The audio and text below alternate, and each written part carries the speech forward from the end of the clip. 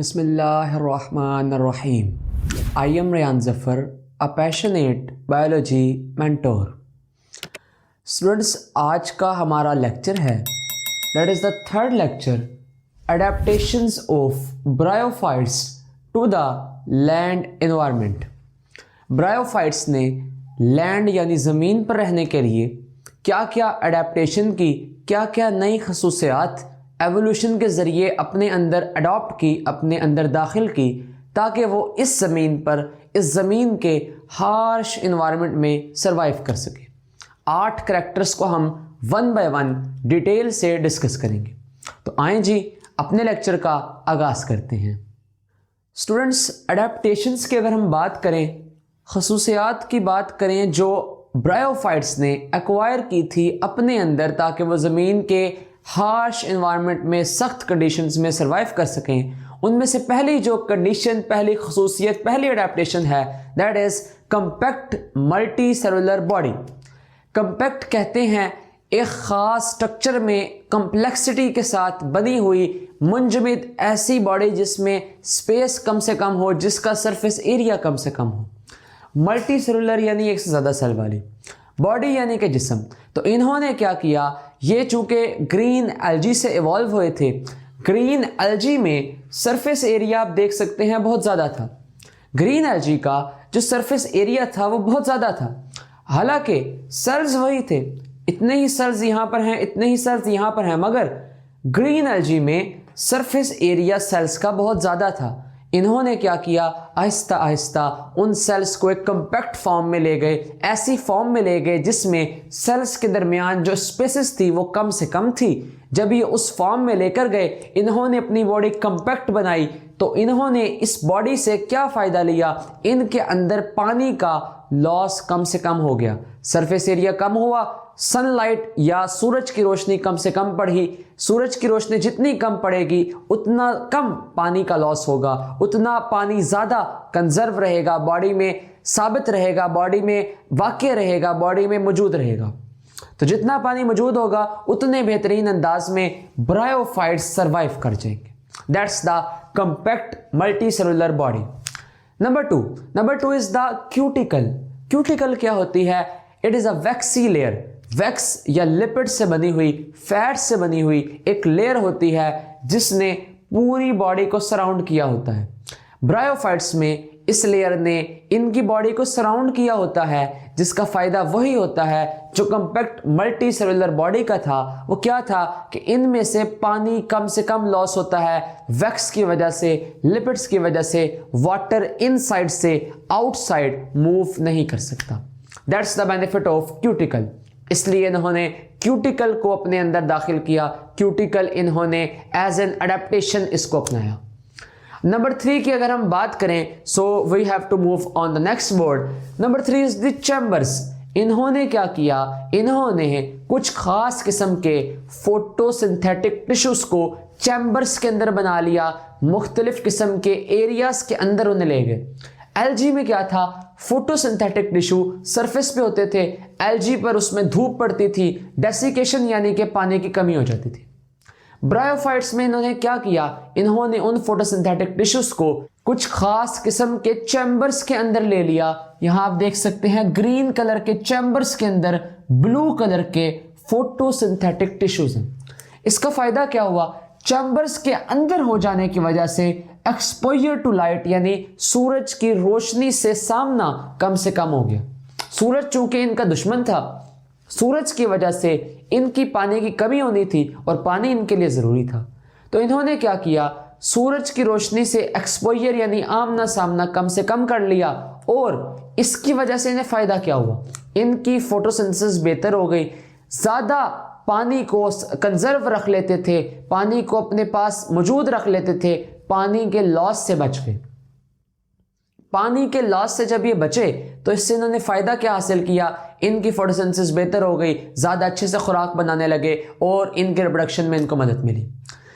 تو photo synthetic tissues کو chambers بنانے سے نفع کیا حاصل ہوا, آپ کی بک لکھتی ہے کہ پانی کا لاس کم سے کم ہو گیا, اور کم لاس آف واٹر کے ساتھ یہ زیادہ سے زیادہ کاربن ڈائی آکسائڈ کو ابزارب کر کے فوٹو سنتھسس کرنے لگے. That's the benefit of chambers. अगर हम नंबर 4 की बात करें, दैट इज रॉयजॉइड। रॉयजॉइड क्या होता है जी, आपको यहाँ पे नजर आ रहा है, दैट इज रॉयजॉइड। रॉयजॉइड क्या है? रूट्स की तरह का दिखने वाला structure, that is also called false roots. False roots, हकीकी रूट्स नहीं हैं, ट्रू रूट्स नहीं हैं, these are false roots. Roots की तरह का दिख रहा है मगर हर वो फंक्शन जो रूट्स परफॉर्म कर सकती है ये परफॉर्म नहीं कर सकता। तो इसका फंक्शन क्या है? रॉयजॉइड का फंक्शन है पौधे को एंकर करके रखना। एंकर हम कहते हैं जमीन के अंदर गाड़ के रखना, धंसा के रखना। ये पौधे को एंकरेज या सपोर्ट प्रोवाइड करता है। राइजॉइड के बाद आगे अगर हम मूव करें, नेक्स्ट इज दी हेट्रोगेमी। ब्रायोफाइट से पहले आइसोगेमी हुआ करती थी। आइसोगेमी क्या है? आइसो कहते हैं वन को, गैमी कहते हैं गैमेट्स को। इससे पहले एक तरह के गैमेट्स बनते थे, लेकिन इसने हेट्रोगेमी की कंडीशन को अपने अंदर अपनाया।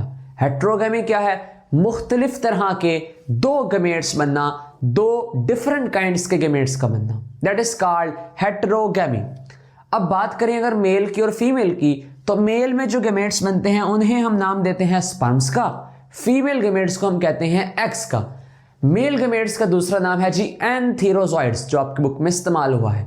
तो एंथीरोजॉइड या स्पर्म्स मेल गैमेट्स हैं, एग सेल फीमेल गैमेट है।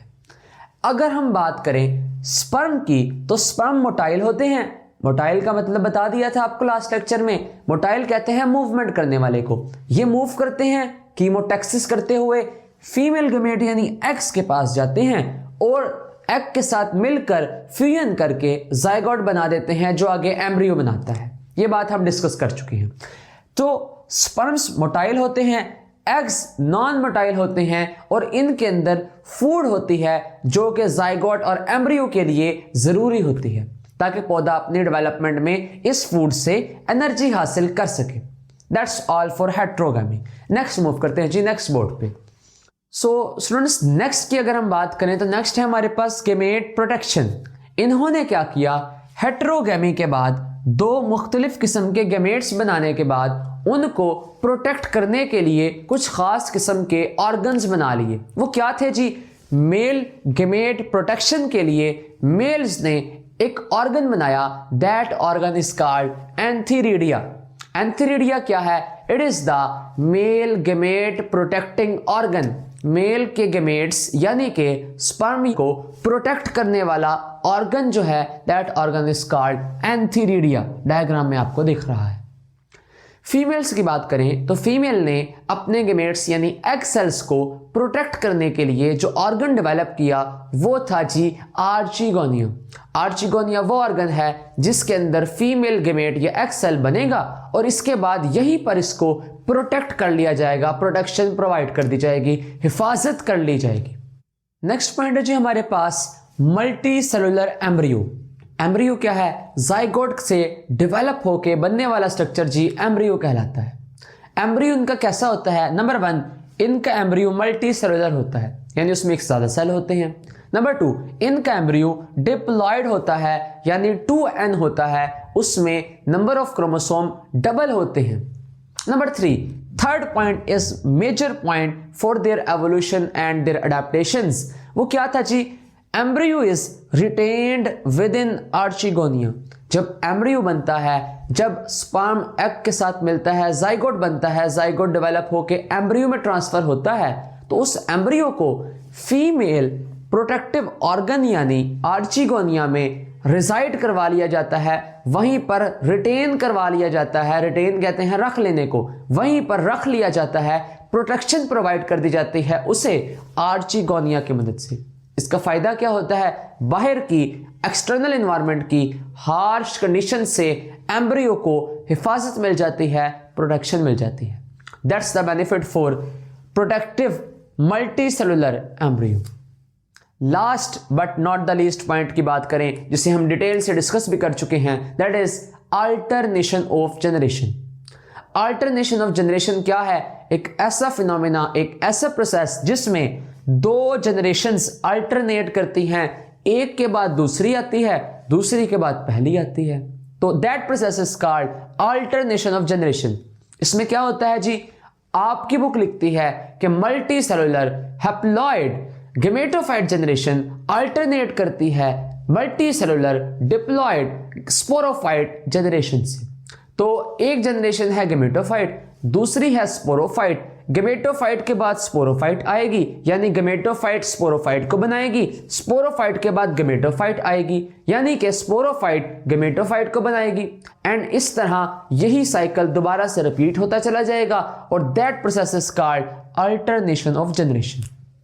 تو اس کا فائدہ کیا ہوا؟ اس کا فائدہ تھا جی ریکمبینیشنز پروڈیوس ہو گئے، نئے نئے سیکشول ریکمبینیشن آئے.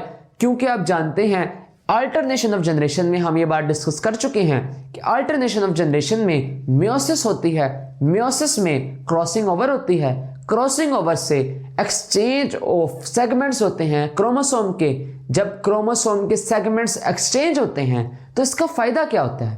جب یہ سیگمنٹس ایکسچینج ہو رہے ہوتے ہیں تو یہ اپنے ساتھ جینیٹک مٹیریل کو ایکسچینج کرواتے ہیں، جس کی وجہ سے نئے نئے کریکٹرز ڈیولپ ہوتے ہیں، نئی خصوصیات ڈیولپ ہوتی ہیں، جس کی وجہ سے نئے ریکمبینیشنز بنتے ہیں اور آرگنیزم میں نئے کریکٹرز ایکوائر ہوتے ہیں، اڈیپٹ کر جاتا ہے وہ آرگنیزم کسی خاص انوائرمنٹ میں.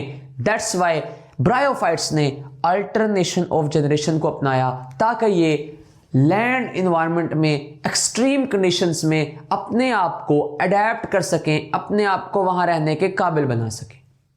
So that's all for today's lecture. اگر آپ کو ہمارا آج کا لیکچر پسند آیا، آپ کو ذرا سا بھی فائدہ ہوا، بینیفٹ ہوا، تو کائنڈلی آپ سے گزارش ہے چینل کو سبسکرائب کر دیں، ساتھ میں دیے گئے بیل آئیکن کو دبا دیں تاکہ آپ کو نئی آنے والی ویڈیوز کی نوٹیفیکیشن مل سکے.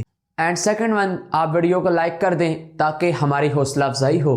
آپ اسے دوستوں کے ساتھ، ٹیچرز کے ساتھ، اسٹوڈنٹس کے ساتھ شیئر کر سکتے ہیں تاکہ علم کو پھیلایا جا سکے، علم کی ترسیل کی جا سکے.